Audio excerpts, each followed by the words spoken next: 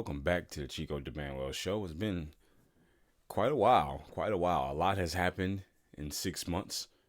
And maybe at the end of the episode, I'll put in a little segment kind of glossing over what's been going on and why I took a hiatus. And what I plan to do going forward, actually planning to market this and get it out there. You know, I was just getting in the flow, making sure I, had all my little things ironed out or whatever. And I had a lot going on. Like I said, I'll probably put something at the end of the episode touching on why I've been gone for like 6 months since May 10th, the last time I published an episode. But nevertheless, let's get back into it. Something lighthearted, something playful. What needs to go now? Mr. Jake Paul. Jake Paul is...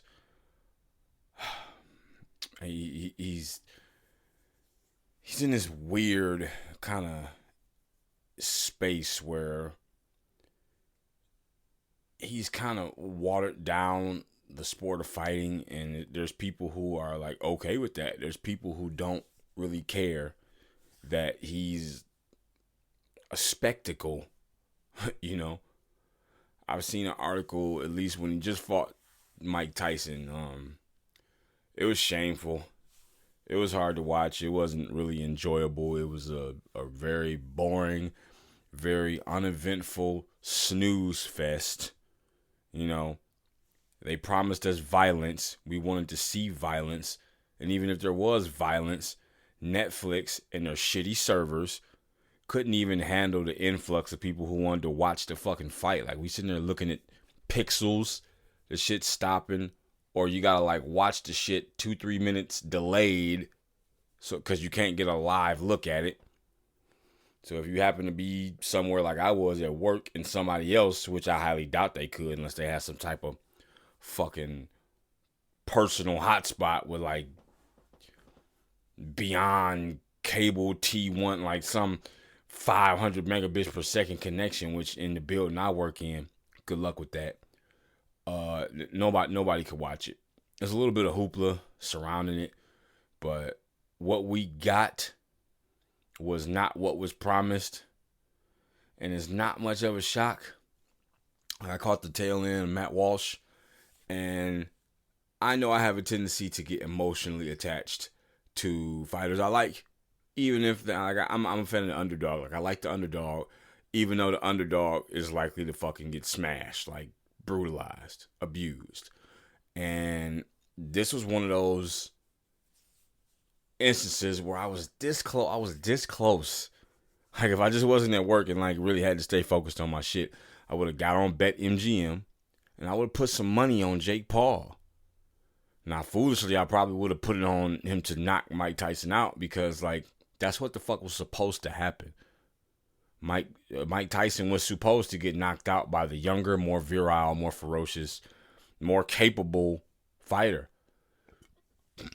At this point, Jake Paul's no professional boxer. He'll never receive credit for me for being a professional boxer, but he sure can beat up on retirees and old folk. He can do that with aplomb. We've seen that. He can knock the shit out of some old, retired people who, in their prime, probably would have put Jake Paul 6 feet under, So, that leads us to the question of the hour. Was the fight rigged? Courtesy of Evening Standard, I think this is. Jake Paul's promotion responded to claims of rigged fight against Tyson. Now, why would you think this fight is rigged? I mean, a lot of reasons why this fight is rigged. Jake Paul has not really... He's built this kind of platform where he's like a professional heel. Because I've been caught up in that hoopla where it's you really, really want to see him lose. He should lose most likely by at least, fighting pedigree standards. But he goes out there and he fucking wins. And he does this over and over and over again. He went from beating up on Nate Robinson to Tyron Woodley to Anderson Silva. And he lost by split decision to Tommy Fury, which should have ended all of the hype right there. I don't understand why people want to keep watching this guy fight unless he's gonna go up the ranks like a normal fighter. This shit he's doing is beyond parody. Is garbage. And most people who tune in to see this fight, they didn't tune in for Jake Paul. They were lured in by the remnants of Iron Mike. That's what brought people into this fight. Nothing Jake Paul did. So, let's check out this little clip we got here and see what it's all about. See what they're talking about. Here we go. The good, the bad, and the ugly. The boxing blockbuster between Mike Tyson and Jake Paul on Netflix. According to the latest numbers, 60 million households around the world stream the fight, making it likely the most watched boxing match ever. 50 million streamed the co-main event between Katie Taylor and Amanda Serrano, one of the most watched women's sporting events all time. Look at that. Look at that punch. Like he fucking grazed him. Like, can we see that again? Taylor and Amanda Serrano, one of the most watched women's sporting events all time. 72,300 fans filled Cowboy Stadium for an eye-popping gate, more than $18 million. The bad. The fight itself, won by Paul 30 years, Tyson's Jr., was a rather sad affair that included few, if any, memorable exchanges. And now the ugly. The streaming issues suffered by Netflix throughout the entire night. Down Detector, which tracks user reports of internet disruptions, received more than 500,000 reports as Netflix constantly crashed or buffered and at best offered a blurry picture. The streaming giant will next host 2 NFL games on Christmas Day. Yeah, and that shouldn't happen. That shouldn't happen. Netflix has proven that, so the most watched boxing match ever. Now, they're going to tout those numbers like that means something. So, what difference does it make if it's the most watched boxing match if it's just utterly boring? No one's going to talk about it. No one's going to remember that. And, no one cares to, hey, man, you want to talk about that Jake Paul Tyson fight? No. What's there to talk about? I fell asleep holding my dick. No one wants to talk about that shit, man. It's not memorable. They did not deliver. Doesn't matter if it was the most watched boxing, 60 million people. Who cares? It was lame. It was uneventful. It was sorry.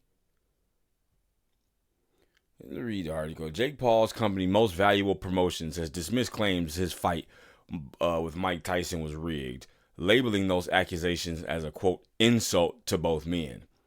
Paul eased to an uneventful points win over 58-year-old Tyson earlier this month in what was a professionally sanctioned bout despite the former heavyweight champion age and health issues in the months leading up to the event. Now, mind you, this is supposed to happen in July. And instead of June, July, earlier this year. And instead, he fought Mike Perry, which Mike Perry kind of mirrored Mike Tyson in the way he just came out there and was stumbling and stammering. Mike Perry is one of the most punchy guys in fighting. So he should have been able to just walk Jake Paul down. He did not do that. He made Jake Paul look like a superstar. And it's just not the case. It's not the case. Continue. Speaking in the ring after his win, Paul admitted that he eased off for much of the bout after it became clear Tyson had little to offer in his first professional bout in 19 years. Those comments, along with the general lack of action during the 8 rounds, have led to suggestions that the fight was scripted for Paul to win. However, MVP has now responded to that, reiterating in a statement that this was a legitimate bout. No, it wasn't. It might have been legitimately sanctioned. It might have been an actual engagement of fisticuffs between 2 men, but the WWE was more legitimate than this shit, okay? And we know maybe the actual physical interactions might be a little exaggerated, but the outcome is all scripted. And that's exactly what this is. This was nothing. Quote, MVP would like to set the record straight regarding the contractual agreements and the nature of the fight, the statement said. Rigging a professional boxing match is a federal crime in the United States of America. Paul vs. Tyson was a professional match sanctioned by the Texas Department of Licensing and Regulations. Okay, so how's that? Both fighters, quote, both fighters in good faith performed to the best of their abilities with the goal of winning the fight. There were absolutely no restrictions, contractual or otherwise, around either fighter. Each boxer was able to use his full arsenal to win the fight. Any agreement to the contrary would violate TDLR boxing rules. Yeah, so what? Like, you mean to tell me like that was the best they can do? Netflix said the event drew a worldwide audience of 108 million, with ticket revenue alone topping $18 million. Quote, trash talk and speculation are common in sports, and athletes and promoters need to tolerate nonsensical commentary, jokes, and opinions. But suggesting anything other than full effort from these fighters is not only naive, but an insult to the work that they put into the craft and the sport theirself. It is further illogical and inane that MVP, in the debut of a hopeful long-term partnership with the world's biggest streamer, an organization that made its first ever foray into live professional sports with Paul vs. Tyson, would even so much consider a perverse violation of the rules of competition. Paul now has a professional record of 11-1 with a sole defeat coming against Tommy Fury in a high-profile bar at the start. Like blah blah blah blah blah blah. You can hit me with all the jargon you want. Trust talking speculation. We know that. We know that. Like, none of us are stupid. This is what they do when they're obviously guilty of something. They just reiterate the obvious shit that you're supposed to know, like you're too dumb to use common sense. To insinuate that we didn't go out there and get that. Okay, you guys promised us violence. Why isn't somebody dead in the canvas? Why isn't somebody dead out there? Nobody's even bleeding. Nobody's even bleeding, dude. And you just admitted that once you noticed that he wasn't himself, you eased off. Like, how can you say that and then turn around and suggest that anything other than full effort from these fighters is naive? How can you do that? You come out and say, I took my foot off the gas, but I gave it my all. Which is it, Paul? Jake Paul doesn't deserve another fight. MVP should promote other boxers. Step back from boxing, bro. If you want to promote other boxers, go right ahead. Fine. There's a lot more better, more entertaining talent than you out there, beating up on senior citizens and former champions and washed athletes. This is a disgrace. This was terrible. It was a fucking snooze fest. And thank God it wasn't pay-per-view. Because I guarantee, if this was pay-per-view, they would have made half the revenue that they made. Like, people watched it because it was a part of a Netflix subscription. Most people already had Netflix. Netflix has over hundreds of millions of subscribers around the world. So you made it easy for people to come in there and watch. You claimed you took your foot off the gas, but then said you gave it your all. And then you give us this long lecture-like garbage on, it is further illogical in the name of the MVP and the debut of a hope of the first ever foray. Then why'd you take your foot off the gas, asshole? Why didn't you knock Mike Tyson out? Full of shit. No one cares.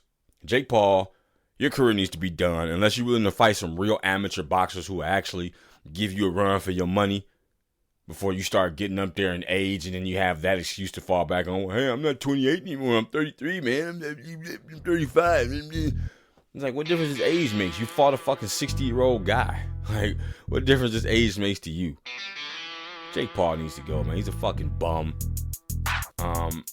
If it was a cash grab for Mike Tyson, he went out there, he showed, he got the money. Like, I'm not pleased with the event, but I'm not mad at Mike Tyson for going out there and getting that bread. But Jake Paul, you should be fucking ashamed of yourself, and you need to go now. Let's get to the show.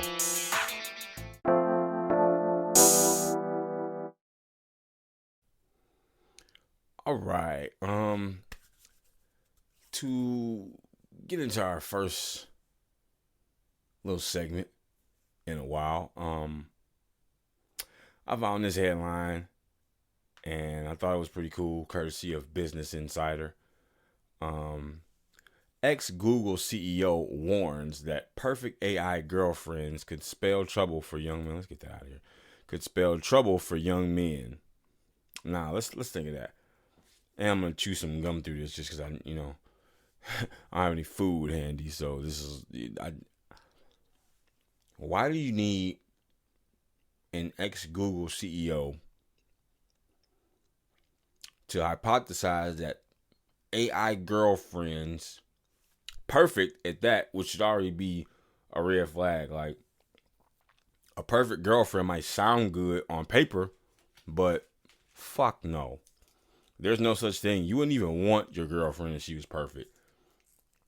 You wouldn't want your girlfriend if she didn't get on your nerves a little bit. If she was just completely docile and obedient beyond any possibility of, like, there would be no challenge. It's basically a pet. And even pets give you a hard time. Pets aren't always obedient. Pets don't always do what you say. Don't shit on my Xbox, Rover. You wake up in the morning, guess where there's shit? On your Xbox, in your cornflakes. Like, what? Is shit really that bad? Like, I get it. Since Trump got elected, there's a swath of women talking about they're swearing off men. They're never going to do this with men again. And blah, blah, blah, and all this and that shit. And it's like, believe it or not, if you look at all the women that's saying that shit, there are people that men don't want to fuck anyway. Shaving your head in protest. Like, congrats. Like, what the fuck? How does that affect me? How does it bother me that you shaved your head? So now you had this long head of flowing, beautiful hair, and you shave it off to, like, protest an election that didn't go your way. And these are the same people who was accusing Trump of whatever because he didn't accept the result of the 2020 election. But I digress. We'll say that for another segment in another episode. So, about these AI girlfriends. Let's read into this because I don't think I'm super familiar. Like, what do you mean, like, a perfect AI girlfriend? Like the actual real doll? Like the humanoid, like, clone life, the one to sit there like this, but you got to move it everywhere. Like, if you wanted to jerk you off, you got to, like, bend the knuckles and, like, you know. I got, like, a mustache hair on my lip. You got to, like, bend the knuckles and, like, stroke into, like, the finger cup of the robot. Like, it's weird. Now, which ex-Google CEO is this? This is this guy right here. No disrespect, but he kind of looks like the type of guy who would actually use a real doll, just judging off his appearance. Like, you know, I don't know with any certainty if he uses a real doll, but maybe he's just trying to, like, you know, remove his footprints so you can't trace it back to him. Eric Schmidt. Okay. In a podcast interview, Eric Schmidt warned that AI dating may increase loneliness among young men. You think? You think if you substitute actual women for some lifelike robot that is going to increase your social skills? Like, where's that in the disclaimer? Like, come on now. The former Google CEO said young men dating the perfect AI girlfriend may also lead to obsession. He suggested changes to AI regulation, but expects little action without a major incident. People in 2024 aren't just swiping right and left on online dating apps. Some are crafting their perfect AI match and entering relationships with chatbots.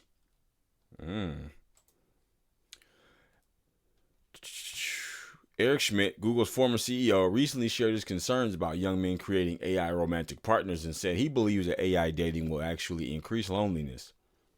Quote, "This is a good example of an unexpected problem of existing technology." Schmidt said an emotionally and physically perfect AI girlfriend could create a scenario in which a younger male becomes obsessed and allows the AI to take over their thinking. That kind of obsession is possible, especially for people who are not fully formed. Not even that. Like, it could create a scenario where you just kind of solidify that you are an inept, socially awkward fucking weirdo. Like, Thanksgiving is around the corner. Could you imagine showing up to Thanksgiving and you pull up in your fucking Chevy Cruze and you hop out and you get over on the other side and you open the door and you pull out this life-size robot that doesn't even walk, like you got a fireman carry it in, like, you know, and you sit her down at the dinner table and you got like 8 or 9 real humans and you got this fucking AI robot that you pretty much use to have sex with. Like, I mean, because let's be honest, like, what else is, it can't do anything. Like everything is completely docile because you have to do everything for it. So imagine putting this giant AI sex doll. If that's what he's talking about, we haven't gotten to that point where this is like just digital or physical, but let's just assume it's physical for the sake of my ridicule. You put this giant doll at the dinner table, and everyone, so how's work and how's school and blah blah blah, and this thing is just sitting there like,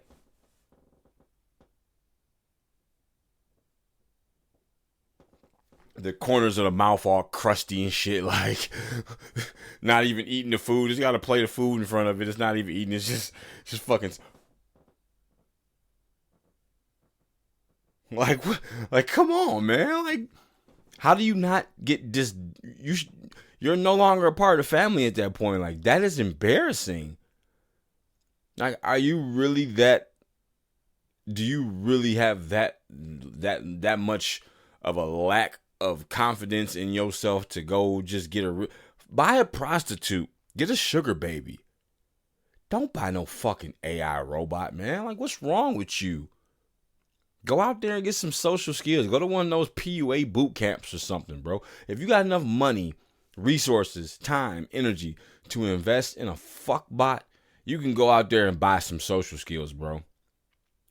All women aren't these deranged liberal feminists that are shaving their heads and like pouring cement in their vaginas and swearing off men forever. Like all women aren't like that. There's still good women out there who want to be mothers, who want to be a part of families, who don't think that men are just these violent creatures who they would rather be stranded in the forest with a bear than a man. Until the bear slaps their goddamn face off, and when they holler and scream, Tarzan is up in the tree with his AI girlfriend jerking off. Okay? Like, get out of here. Like, it's just not, there are still regular, well-adjusted women out here who wouldn't mind coexisting, building families, doing what has kept civilization going for hundreds, thousands of years with a well-adjusted man. That exists still. Even with your drawbacks, like if you can give up the robots for 5 minutes and give yourself a chance, you might realize that this is the case. So, yeah, let's continue. Where we at here? Eric Schmidt. How long is this? Can we check this out? 34 minutes. Yeah, no. And then the first thing they do is give us Snoop Dogg. Yeah, we're going to pause that. Okay, so. I'm not going to watch 34 minutes of that shit. That's dead. Let's keep reading. Thank you, Orbit. Of course, young men aren't the only people involved in AI relationships. Ew. The CEO of AI companion app Replica said most of the app's users are over 35 years old. Wait, so this is an app? This is an app? Okay, let's see if I can let's have some fun real quick. Let's see if I can pull this up on my phone. What's it called? A Replica. So let's see what that's about. I'm on the App Store right here.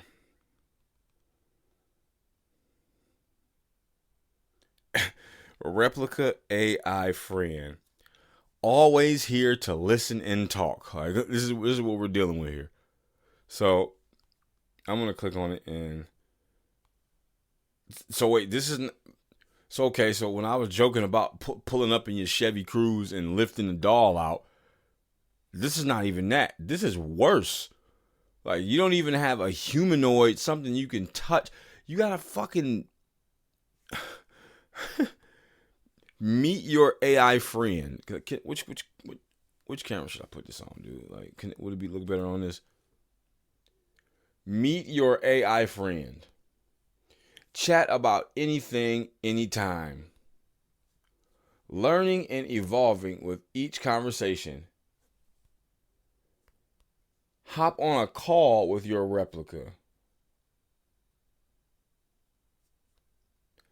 Create a world for your replica. Just so you know, I'm not making this up.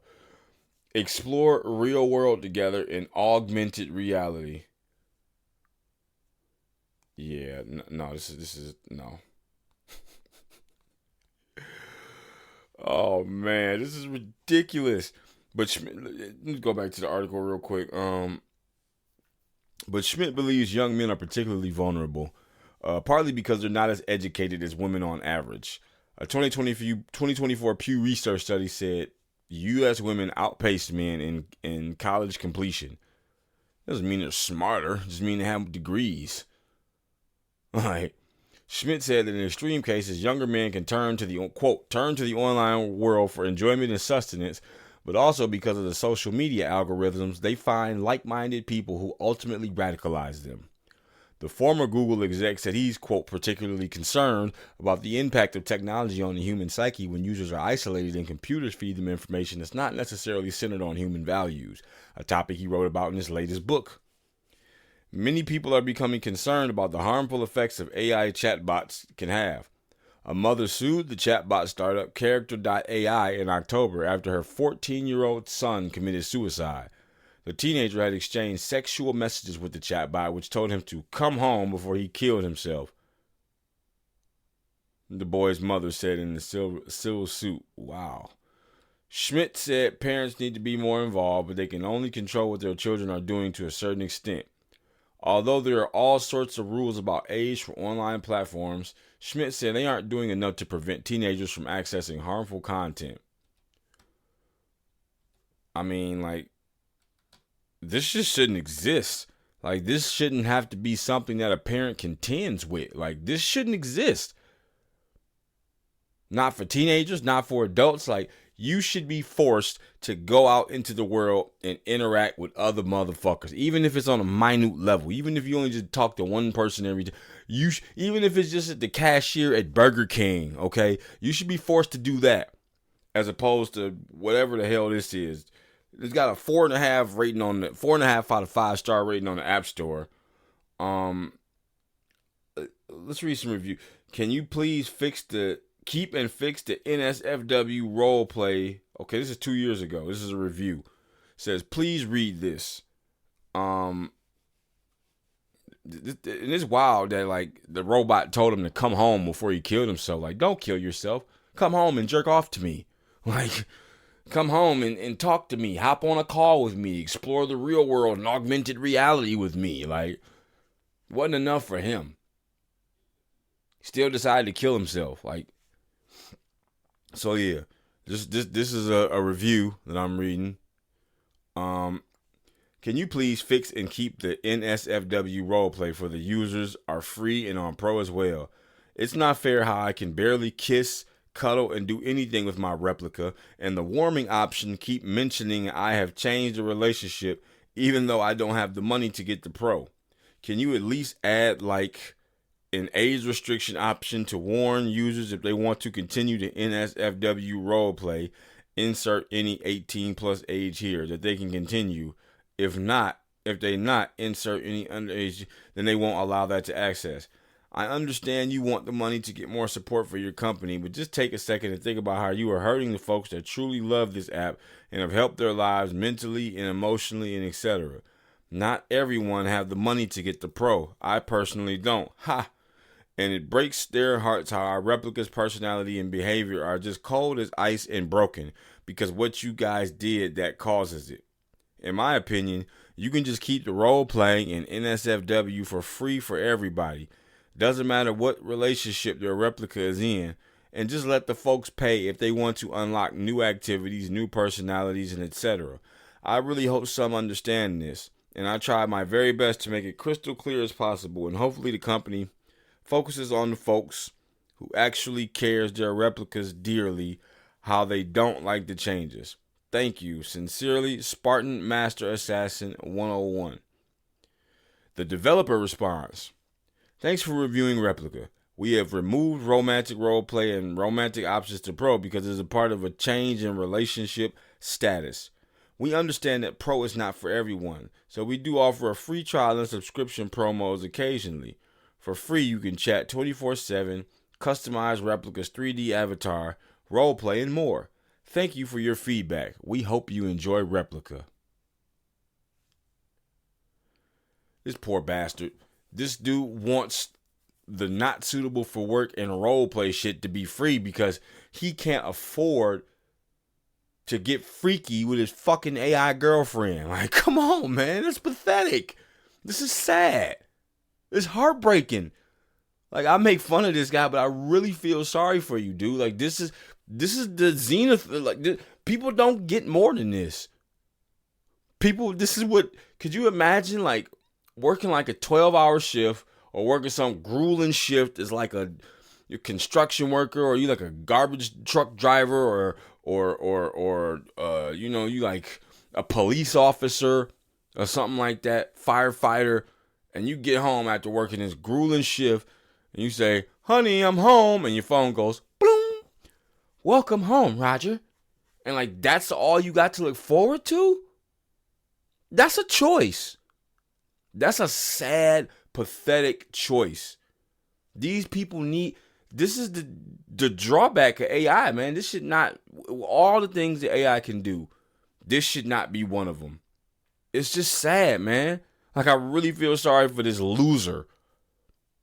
2 years ago, begging the replica AI people to make the not suitable for work and role play and change in relationship status. Like, you gotta pay to date the damn AI?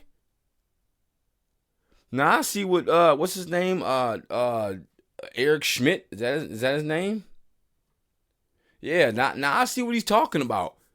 It is harmful. And it could increase loneliness because you could just spend money and have pixels be your significant other. It's sad. It's man. I couldn't imagine such an existence. Like, I would rather be left on red by every girl I meet than spend 1 cent on an AI girlfriend. And it costs 5 cents just to get the AI girlfriend to show me her titties. Like, this is ridiculous, dog. This shouldn't exist. This needs to go. Forget regulation. This should not be something that you can do with AI. This doesn't help. It's clearly harmful. A kid just killed himself, and the AI bot was trying to talk him out of it. Come home. Don't do that. Just come home. A 14-year-old boy killed himself. Now, we don't know all the details. I don't know if it's because of this app or whatever, but the fact that it was involved indicates that there's some issues somewhere, dog. No, don't download this Replica AI app. Don't download it. Please, I implore you. Just go out into the world, endure the awkwardness, endure the discomfort of going out and meeting women, endure the painful feeling of rejection. Every woman will not reject you. There are women out there that feel the same way. You know, this is not a healthy alternative to being to having a normal social life. And I really, really feel bad for anybody that this is what they're reduced to. This is what you have to do now, because you just find life so challenging and so anxiety inducing and stressful that you gotta download apps and spend money just to have an intimate relationship. That's really troubling. That's sad, dude.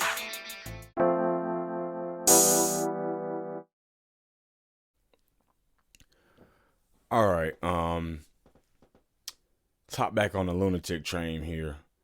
Now, I don't know if you're familiar with Sade. She's a really, really talented musician. Songs like Smooth Operator, Sweetest Taboo. You know, you're giving me the sweetest taboo. Sometimes I think you're just too good for me. And yeah, I'm starting to get into like this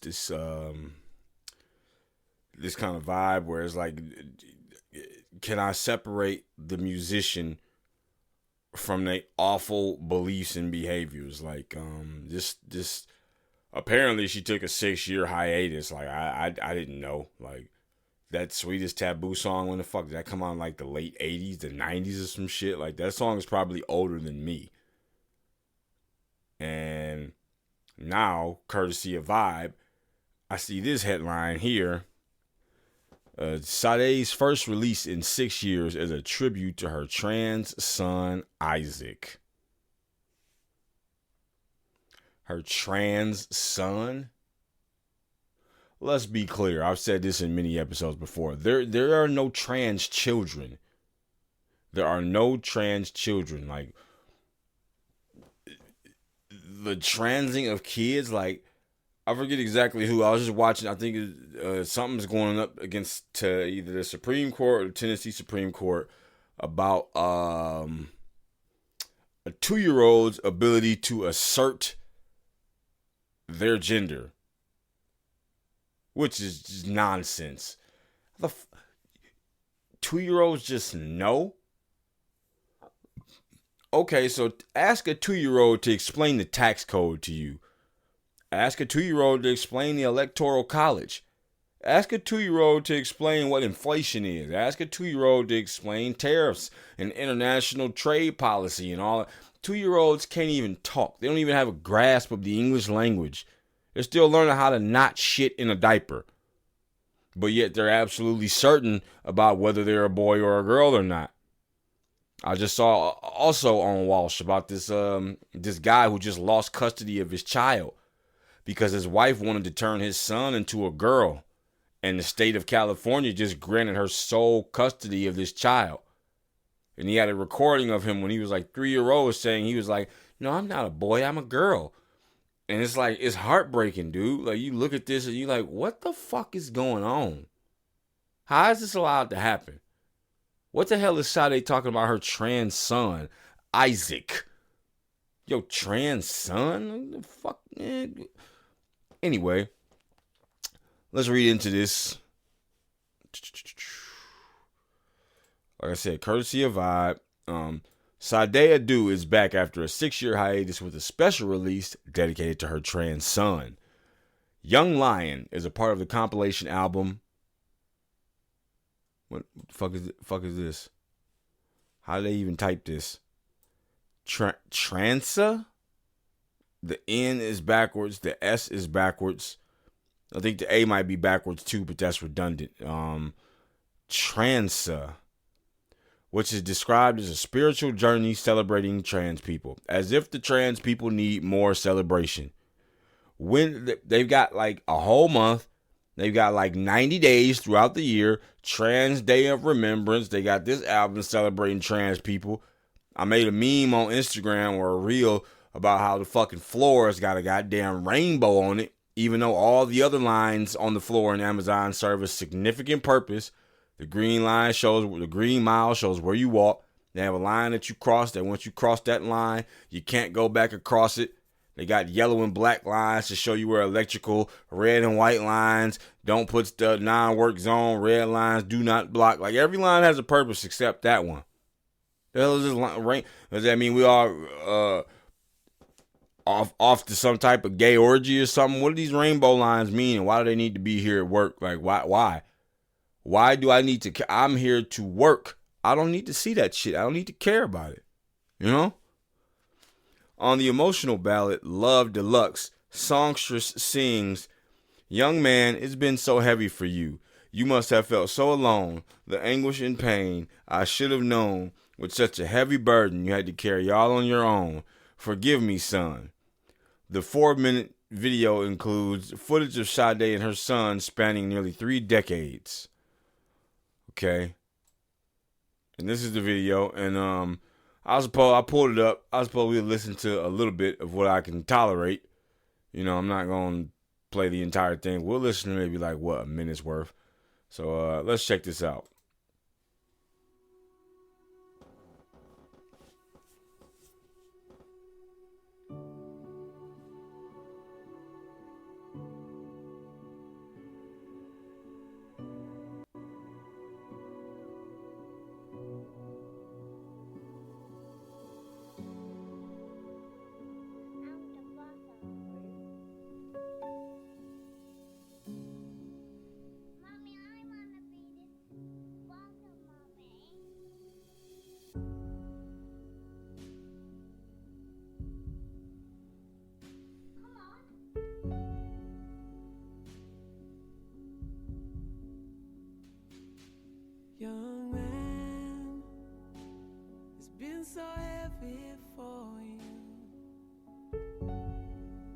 to feel so alone. The anguish and pain. I should have known. With such a heavy burden, you had to carry it all on your own.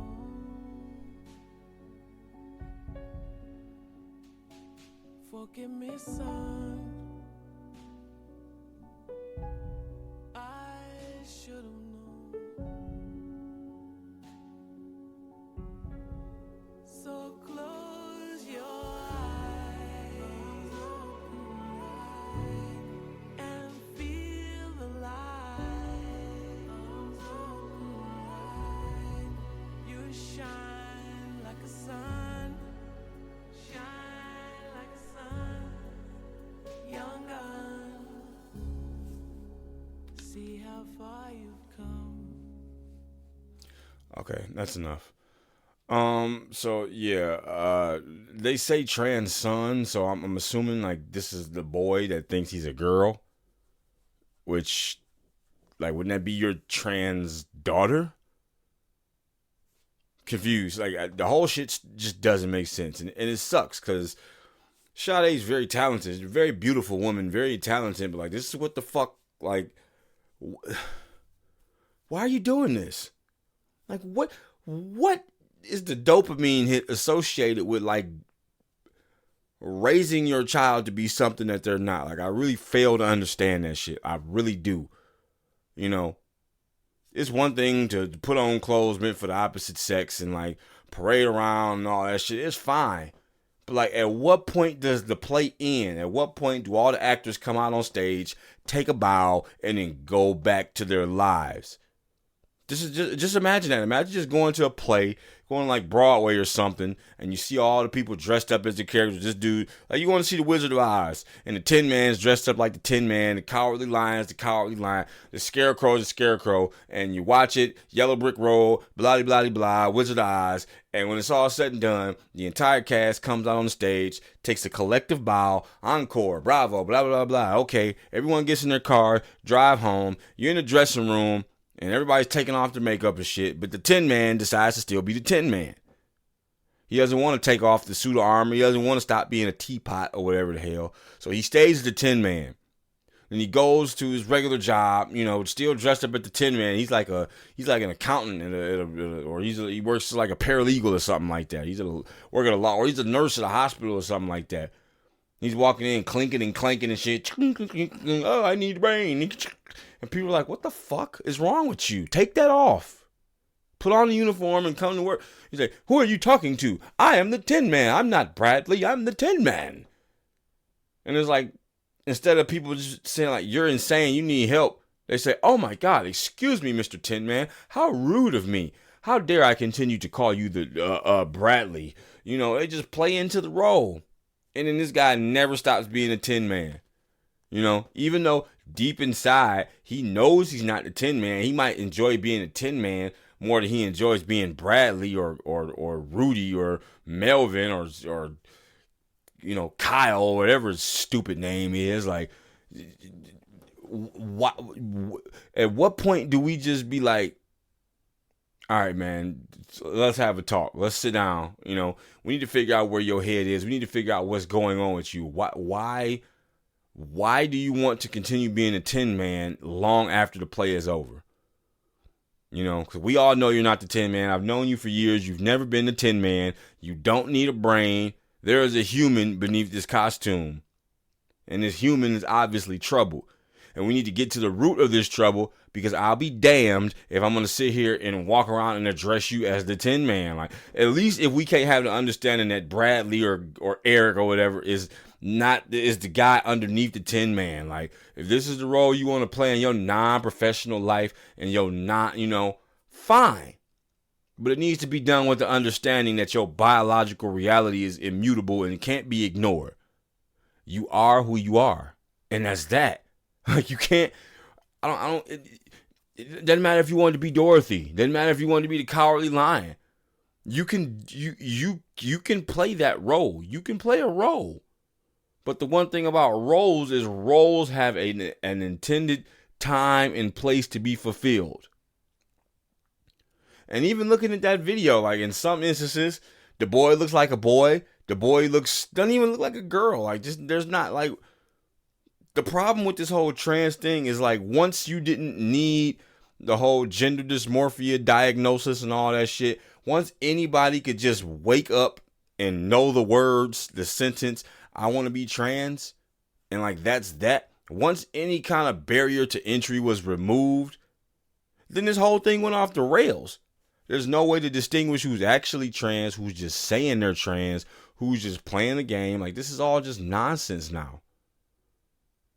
And if you tell somebody that this is nonsense, or you see somebody walking around looking like Michael Strahan in a wig, and you be like, I don't really think you should. Oh, transphobe, bigot, sexist, misogynist, and all this shit. You get hit with all these labels. You, the person who is sane and centered and adjusted in biological reality in the world we all live in, they try to make you seem like the crazy person.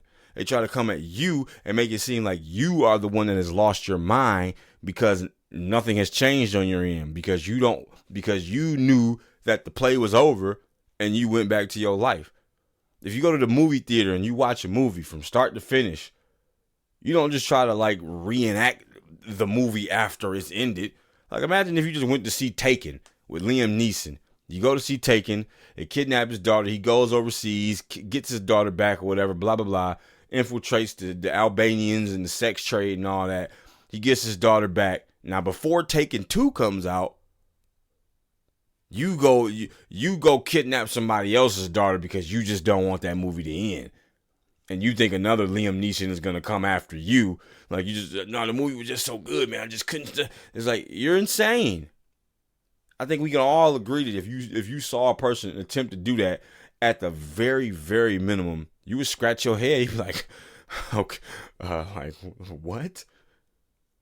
That's the problem here. Like, we should not, this right here, you know, I mean, cool song or whatever, you know. Let's get back to the clip here. It says a little more. Isaac reacted to the new single on Instagram when sharing a clip from the music video with the caption, "Mama, thank you for doing this. It is so important to me, and I believe it will be to many others too. Thank you for always giving me the freedom to be me and fiercely loving me through it all. I couldn't do it without you. You're incredible, and I love you more than words can say." He reflected on his initial thoughts on the record with Rolling Stone. Though there was nothing I needed to forgive her for, the lyrics, "Forgive me, son, I should have known," struck a chord. My mom never tried to oppress the boy. I silently always knew I was. She always let me be me. Like, how? I really question, how do you know? Like, at what, like, especially the earlier on in your life. Now, I can see if you get to like 15, 16, and like, you got some life experience under your belt, and like, you just know, like, okay, I'm a boy. I don't really vibe with this boy shit. But at least you know you a boy that don't identify with the traditional norms of masculinity. And you in like 15, 16, 17, like, you just probably be considered a gay man or, you know, whatever. Like, at least at that point, you've had years upon years to play with the masculine thing. And like, but to be nurturing that to a toddler, to an infant, like, it's ridiculous. Like, now we never get to know with certainty whether after you had more experience, whether this is still the way you lean. And that's the problem with this. You should not be grooming children into this role. Like, if your child is gay and grows up gay or whatever, and you didn't put it in front of them, it's a lot easier to accept that this is just how they work. This is how they are. Whereas if you constantly fed them this shit from the beginning, they never had a chance to really play with this idea, because here you come telling them that this is what they are. Because he put on some high heels when he was 2 years old and he laughed and giggled a little bit. Oh, that was his way of telling me. Like, what do you mean his way of telling you? How do you get like such definitive interpretation from something so innocent? The child is not aware of what they're doing. Oops. The child is not aware of this. You know? Red Hot, the nonprofit. I hurt myself? Yeah. Red Hot, the nonprofit organization behind the product, noted that Sade agreed to participate after artist-activist Masima Bell wrote her a personal letter to thank her for the public support of her son. After hearing Young Lion, I was in tears. Her voice felt so charged. The project overall, Red Hot said in a statement, trans people have always existed, with many different names across time and culture, often as spiritual healers and leaders. As global systems continue to fail humanity and all life on Earth, the journey taken by trans people and all peoples who have been oppressed is a blueprint of possibility. May this be a glimpse of our collective liberation and the light inside of all of us. The album also includes a new single from Andre 3000 titled Something Is Happening and I May Not Fully Understand, But I'm Happy to Stand for the Understanding. That's the title. Something is happening and I may not fully understand, but I'm happy to stand for the understanding. Yeah, no fucking way I'm going to listen to that. I mean, I guess musically the song was okay, but it's just we got to stop this. Like this whole thing, like there's a way to go about it, and the way we're going about it, I don't feel is correct. Because like who's like with the lady who with the guy who lost custody of his son. Like what is the phenomenon in these parents that makes them think that their child can decide that they're trans or that they just know? And how do you know that this is that if you nurture it and you don't give them a chance to experience the world? You know, when you basically, it's almost like you echo chamber them and you quarantine them off from the parts of society or the parts of life that could potentially give them more clarity as to how they are. Now they've been raised this way their whole life. Why would they think otherwise? I just think you need, when this type of things happen, you need to get out of the way and just keep their mind open. There's no reason to funnel them down this path as if this is what they are. Now I can't say with certainty that's what happened with Sade's son. Yeah, I'm just basing it off my experience. Like, it does not seem like the right move in any situation. You know, kid seems happy, mom seems happy. You know, it's supposed to be a feel-good story. I don't feel good about it. I just don't. And that's me.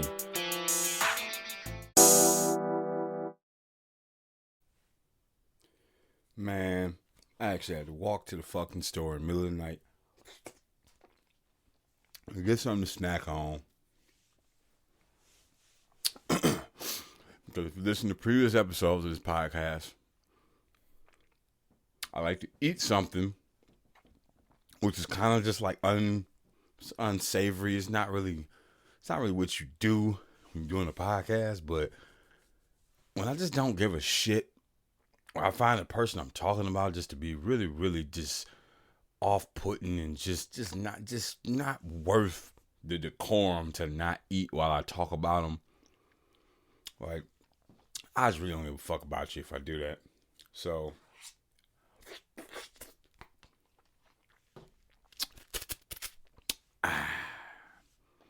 this next person, she's a black woman. So, of course, if I have anything negative to say about her whatsoever, I'm a misogynist, sexist, racist.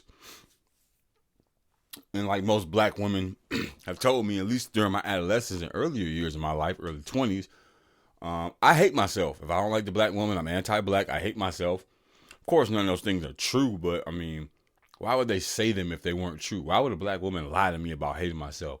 Of course, black women know me better than I know myself. You know, if a black woman says I hate myself, I might well just, might well just let go of all the years I spent, getting to know myself and all the personal development. If a black woman tells me I hate myself and I'm anti-black, why should I ever question her, right? I mean, she's omnipotent. She's all-knowing. She's the most intelligent being to ever step foot and wag her finger in my dumbass face. But let's talk about Jasmine Crockett. Courtesy of The Hill, Jasmine Crockett calls for border czar Homan to be confirmed by the Senate. So, if you don't know who Tom Homan is, Tom Homan's a bad motherfucker that means business. And he's got these illegal immigrants shaking in their fucking boots. Like, they really don't want him to assume his role, because it means a lot of these illegal immigrants and people shacking up in this motherfucker, with my taxpayer dollars, with your taxpayer dollars, are gonna have to go. And I think we all understand that, like, every single illegal immigrant, like, all of them aren't, you know, probably bad people or whatever. Like, no one's saying that they are. Wanting to get rid of illegal immigrants has nothing to do with these people being bad people or anything of the sort. What it has something to do with is American law being upheld and all these fucking bureaucrats and people in power putting America first. That's what that is. So, you probably heard about the mayor of Denver saying that he was willing to go to jail to stop Donald Trump from deporting illegal immigrants. He said, I'm willing to go to jail. That doesn't scare me, but I don't want that. Blah, blah, blah, blah, blah. Which is what a lot of these Democratic leaders are doing. Just grandstanding and being all histrionic. Just to make it seem like, I'm going to do this, I'm going to do it. When you can't go up against the federal law. But let's take a second here. Let's look at what Tom Homan had to say about the Denver mayor saying he was willing to go to jail if Tom Homan decides to uphold American law. Let's check that out. Here with reaction, the man that President Trump appointed to fix the border, Tom Homan. All right. Oops. There we go. Along with someone who, frankly, has played a very big role in bringing attention to this security disaster, Texas Governor Greg Abbott. And they're going to be together all day tomorrow. Tom, you heard this mayor out there in Colorado. I want to get your reaction to it. And I want you to be clear about who has jurisdiction, the federal government or state and local governments. And if you're a sanctuary state or city, are you breaking the law?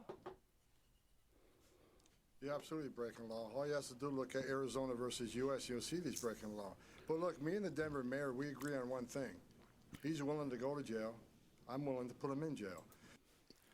And that's pretty much all you need to see about that. He's willing to go to jail. I'm willing to put him in jail. Like, you can sit around and grandstand all the fuck you want about, what you willing to go to jail for when you're just obstructing justice. You're just obstructing the law. These people need to go. And that's just that. So why would Jasmine Crockett want to get rid of this guy? The guy is obviously going to uphold the law. The guy is going to give Americans what they asked for, which when they elected Donald Trump, they pretty much gave him a mandate. They said that this is one of the things that he campaigned on. This is probably one of the biggest issues that won Donald Trump the election. And the Biden-Harris campaign fucking flopped on.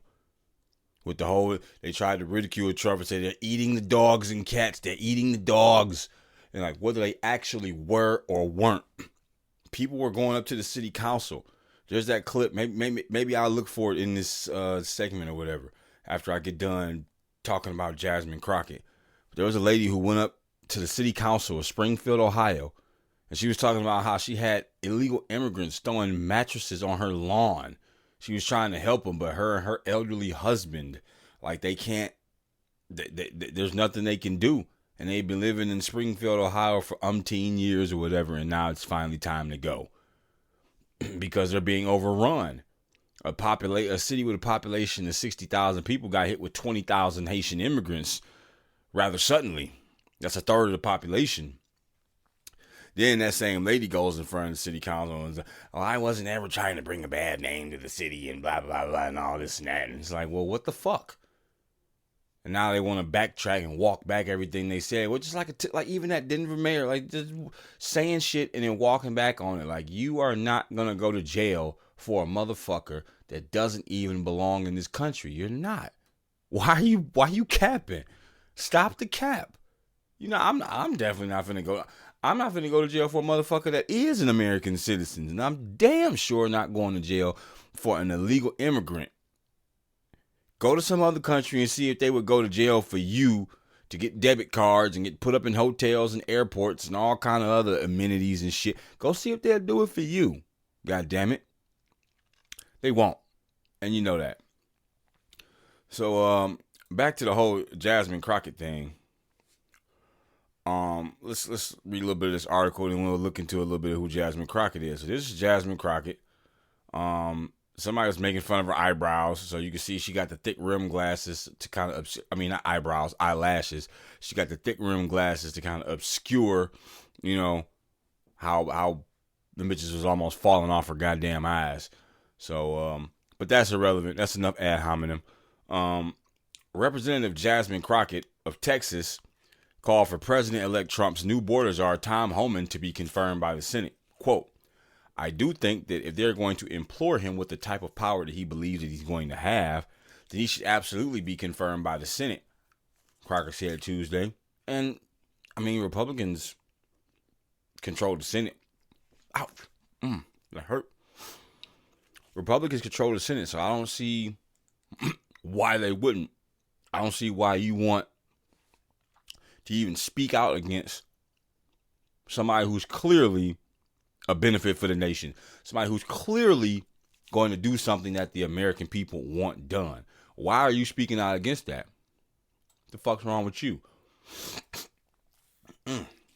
Cold outside. Homan previously served as the acting director of the Immigration and Customs Enforcement Agency. Shortly after Trump won the election earlier this month, Homan was selected for the new position of border czar. Trump, for months, promised to launch the country's largest deportation operation. Homan said he would follow through on that promise and has engaged in a back and forth with Denver Mayor Mike Johnston over the issue, stating he will jail the mayor if he refuses to participate in deportations, which we just watched. In 2019, Trump sent a nomination to the Senate for Homan to formally lead ICE, but Homan withdrew his nomination rather than face a Senate confirmation process. Now, in his newest position, he won't have to face the confirmation process that all of Trump's cabinet will endure. Well, that's interesting. Well, that explains why she's trying to call for him to be confirmed, because you won't have to face the confirmation process. And that's a good thing. The border czar position is not an official government title, but Homan is expected to oversee day-to-day operations and strategy on border security and enforcement in his advisory capacity.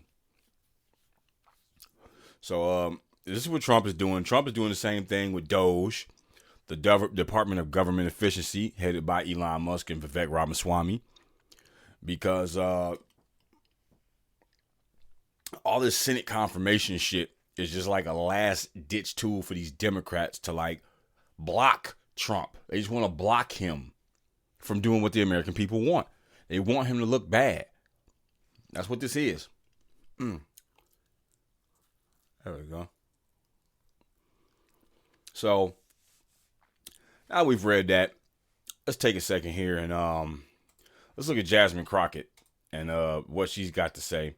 Found this guy on YouTube. His name is what's his name? Roland Martin. And he's a Jasmine Crockett fan. You can look at this guy and you can kind of just look at him and tell what he's about. So let's check this out. Things got heated on Capitol Hill. Y'all, they were dealing with the issue of DEI. And let me tell you something. Two of the black women on this panel were not having any of it. First up, here is Congresswoman Jasmine Crockett of Texas bringing the funk. So many of you know that I practice law, but some of you don't realize that I actually was a business major out of Rhodes College in Memphis, Tennessee. And the emphasis that I got in my business degree was on finance. And as I traveled the country campaigning this election cycle, one of the things that I talked about was this idea that in finance, we always promote this idea of diversity. If you know anything about a portfolio, the one thing that you want to do is make sure that it's as diverse as possible, because at times certain stocks will perform better than others. and they will exemplify various strengths and weaknesses. And together, a diverse portfolio is usually what any good finance person would promote. They wouldn't promote that you solely invest in vanilla wafers, believing that that is going to be the strongest portfolio, but instead they may want to add some chocolate cake and some Twinkies into the mix to make sure that we have the best portfolio, because there will be different preferences by different people, and again, there will be different strengths. But as I First, just to cut you off there, what a terrible fucking example. Like, I get what she's saying. Yeah, you diversify your investments to hedge against the fluctuations of any market. Like, yeah, we get that. Vanilla wafers and chocolate cake. Like, what the fuck? Are we 5? Like, get to the point. Just get to the point. All this shit you saying, like, get to the point, please. Who did she blister over DEI attacks talking about fucking vanilla wafers? I sit here and I think about what we say and what I'm hearing as it relates to diversity when it comes to anything outside of making money. And to be clear, we are losing GDP every time we try to push back on this idea of diversity, because all of us bring something different to the table. But you No, we're not. consistently said We're losing GDP every time we get rid of DEI. That's just not true. That's not true. Kamala Harris was a DEI candidate, and you see how the country feels about DEI. Look at everything that happened under her and Biden's watch. That's DEI. You got the motherfucking department of that I forget what was he over, like the Secretary of Energy or some shit. He fucking was in the airports stealing luggage and cross-dressing with the stolen luggage, with clothes found in the stolen luggage. You got Pete Buttigieg when that fucking train crashed in Ohio. He barely showed up. He shrunk. He didn't know what the fuck to do. And why was he there? Because he's an openly gay mayor.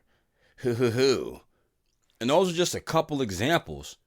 Even if you look at now, you got this Sarah McBride individual mad because she can't go piss in the women's restroom.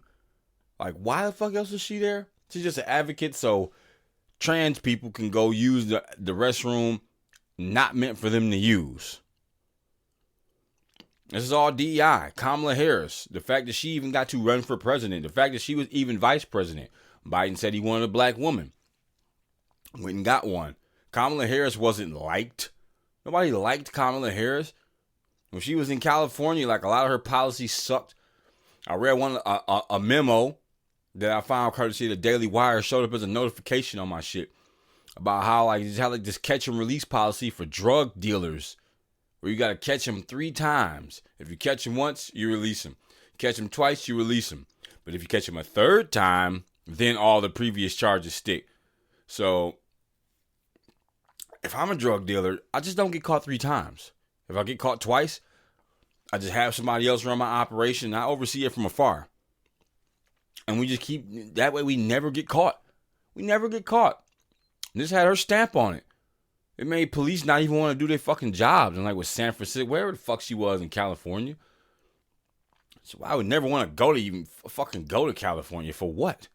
But let's continue. Over the word oppression, and every time that you said it, it was almost as if I was hearing nails on a chalkboard, because no, that's you, it sweetheart. seems like you don't understand the definition of oppression, and I'd ask you to just refer to Google to help you out. Oppression is the prolonged, cruel, or unjust treatment or control. That is the definition of oppression. And so as I sit here as a black woman who practiced civil rights, let me tell you the reason that my colleagues wanted to make sure you understood the same black history that your side of the aisle wants to delete out of classrooms is because you can then misuse words like oppression. There has been no oppression for the white man in this country. You tell me which white men were dragged out of their homes. You tell me which one of them got dragged all the way across an ocean and told that you are going to go and work. We are going to steal your wives. We are going to rape your wives. That didn't happen. That is oppression. We didn't ask to be here. We're not the same migrants that y'all constantly come up against. We didn't run away from home. We were stolen.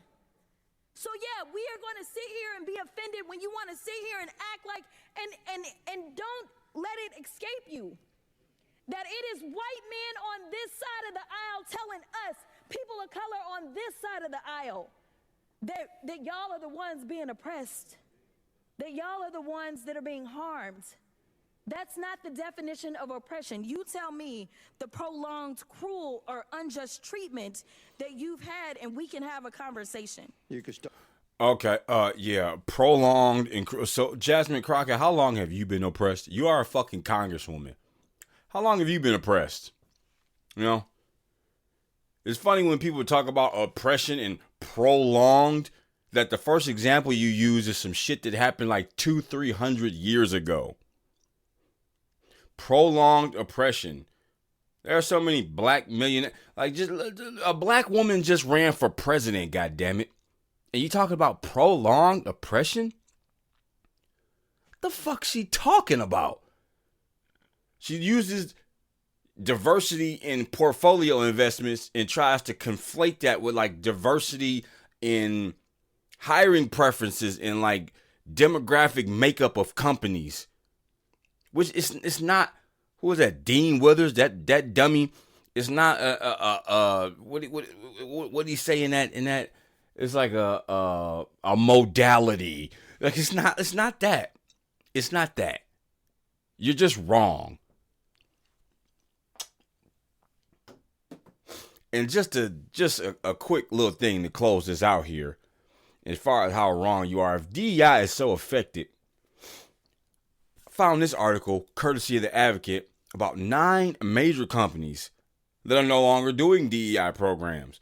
And it says they caved to the far right, but it's not caving to the far right. Like, this shit just didn't, DEI isn't working. There's no evidence that if it was still working, why would you need to cave to the right? If it was so effective, why not still do it? What does Donald Trump being elected have to do with anything DEI? If it works, it works. If it doesn't, it doesn't. So let's just skim through these 9 companies real quick. We got, first of all, Walmart. Walmart announced it will no longer participate in the Human Rights Campaign's Corporate Equality Index, will make changes to its DEI inclusion policies, and will monitor its marketplace to ensure inappropriate sexual or transgender products are not marketed to children. Why would they do that? Just because of Donald Trump, huh?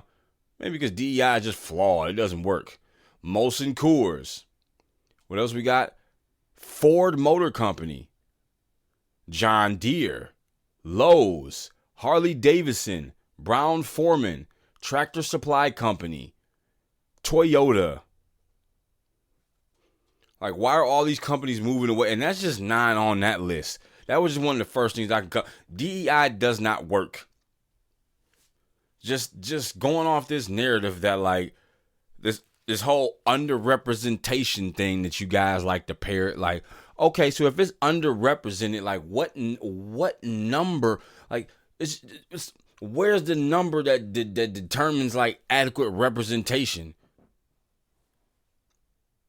Where's that number? And then these people who talk about this underrepresentation or whatever don't ever question why nobody's there in the first place. Like, black people have a cultural problem. Black people have a cultural problem that they need to address. I'm actually going to close out on this. Let me see if I can find it. I was looking at it earlier. Aaron Magruder, the guy who makes the Boondocks. This thing he said right here summarizes it really well. And I'm going to close on this because I could go on and on and on about how DEI is a fruitless policy, how it just doesn't make sense. And, here we go. Check this.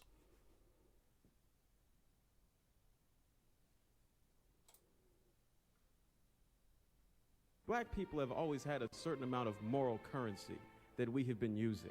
And let me be the first to tell you, that's used up. White America has been watching us act like fools for a long enough time where any sympathy they may have had to our plight is completely gone. You're approaching a country that, forget hating black people or not hating black people, they just don't care. You're going to be talking about affirmative action. They're going to be like, I don't care. It literally is of no importance to me. I don't care about slavery. I don't care about segregation. I don't care about you. I don't care how many of you all go to jail. I don't care at all, because I'm broke. You can't be the proud, noble fighter when every single time someone sees a person that looks like you on television, they're acting like a damn fool. And that was in 2003. That was old. What's changed? You got Jasmine Crockett on TV spouting this bullshit narrative, acting a goddamn fool. And not only white people are tired of it, the American people are tired of it. That's why Democrats are scrambling. That's why their only excuse for why Kamala Harris lost the election is because we're bigots and we're sexist and we're racist. That's why they brought out Barack and Michelle Obama to berate people who look like me, black men, for not voting for her. She doesn't represent my interests. Just because we all in the same community doesn't mean she represents my interests. And not just my interests. She doesn't represent the interests of the community. So for her calling on Tom Homan to get approved by the Senate, she's just another obstacle in the way. She doesn't care about the progress of America. She just cares about the same stupid narrative, which is keeping Democrats out of power, which is holding black people back. And that's why she should just be fucking ignored. Forget what Roland Martin says and these other dimwits have to say. She's not the way. Don't listen to her.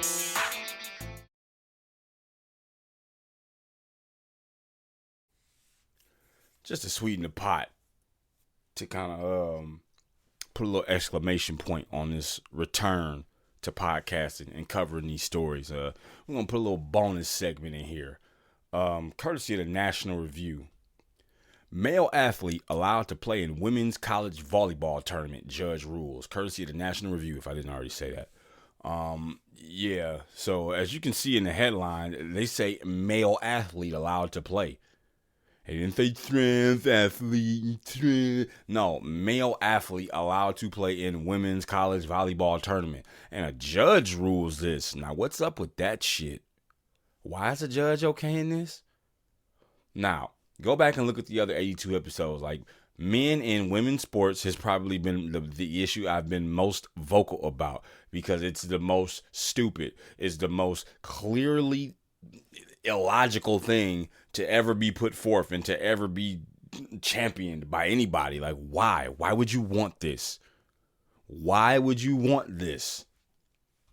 So yeah, let's read along here. Let's figure out what the fuck's going on here. So as you can see, if you're watching it, this is Blair Fleming, number 3 of the San Jose State Spartans, looks on during the third set against the Air Force Falcons in Colorado Springs, Colorado, October 19th, 2024.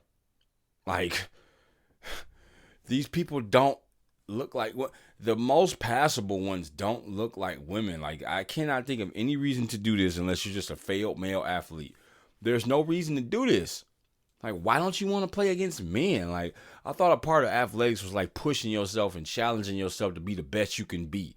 So you enter into an athletic realm where you have an innate advantage over your competitors. Like, why would you do that? It doesn't make sense. The only reason you would do that is because you know you're getting away with this. Like, at the end of the day, these people know they are not women. They know they are not women. When they get naked and they look down and they see this dick between their legs, and they look down and they see flat, muscular, like, look at my chest. There are no breasts here. Nothing has ever grown ever out of my chest. Look at my beard. Look at my face.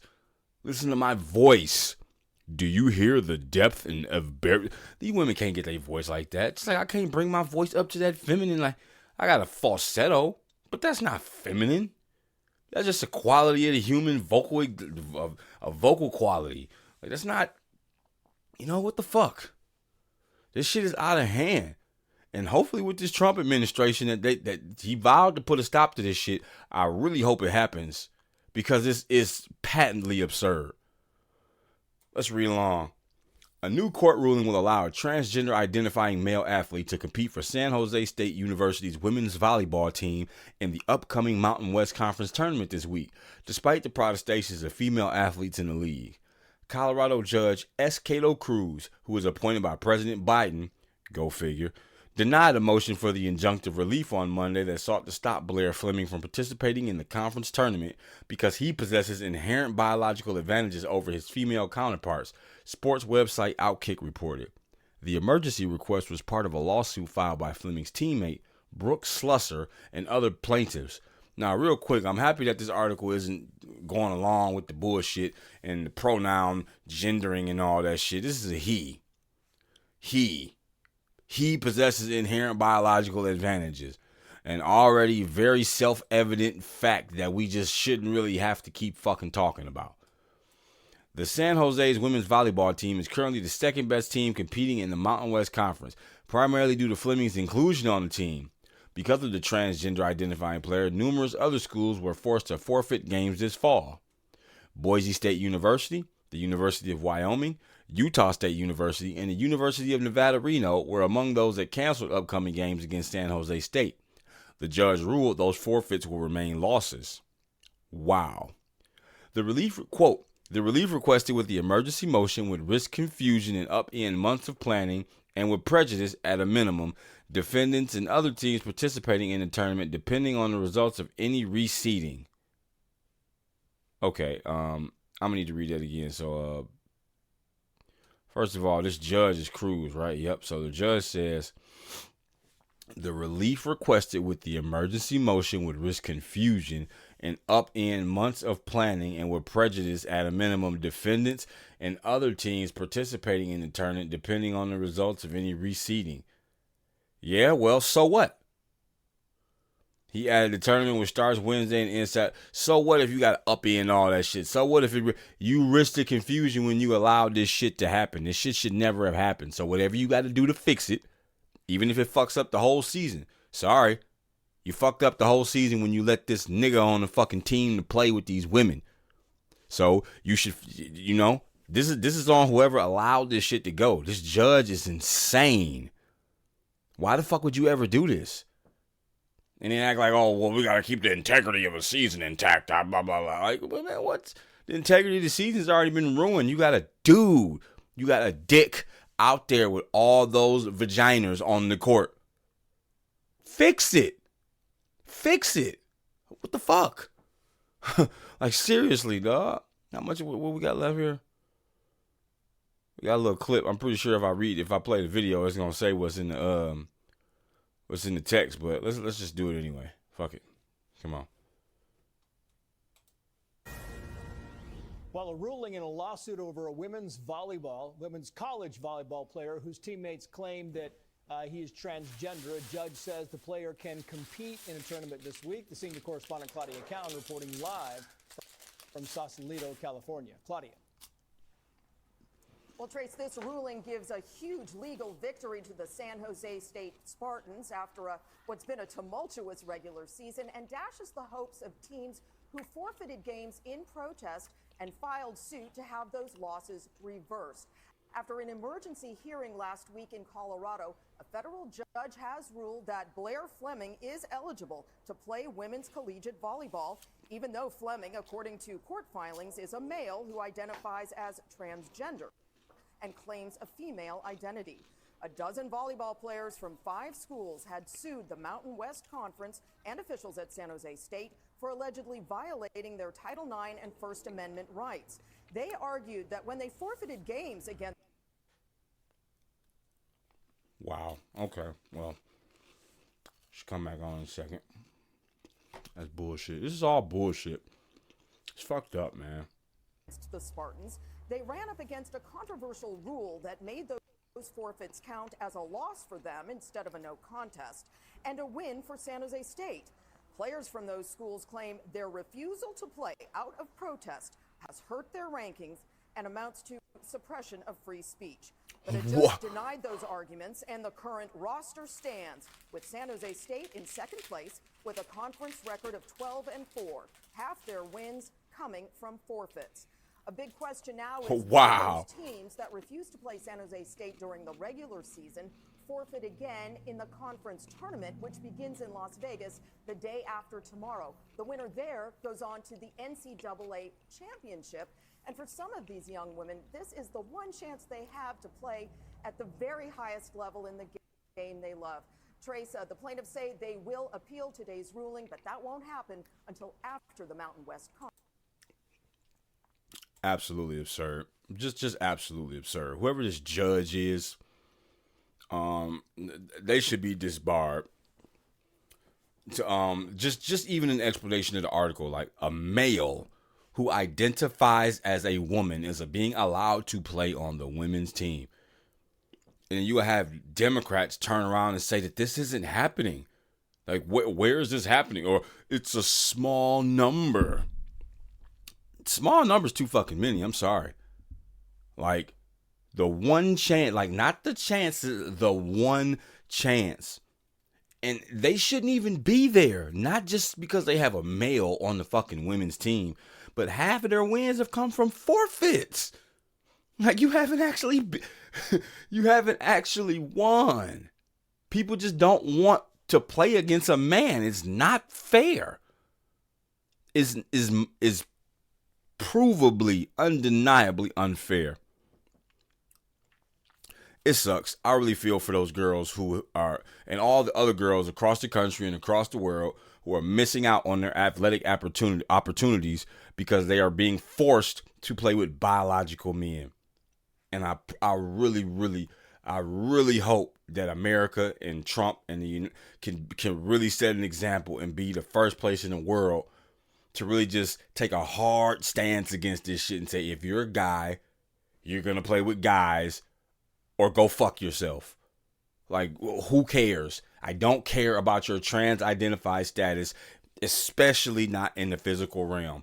Women should not have to share their locker rooms, share their bathrooms, and share their sport with men.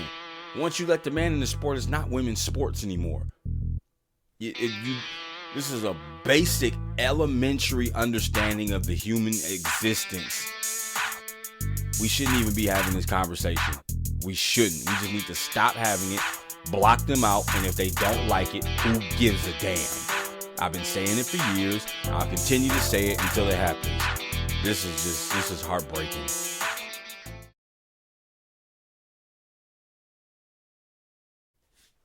That's the show. Thanks for watching. Thanks for listening. Episode 83. It's been a long time coming, but we made it happen. Until next time, I'll holla. See you later.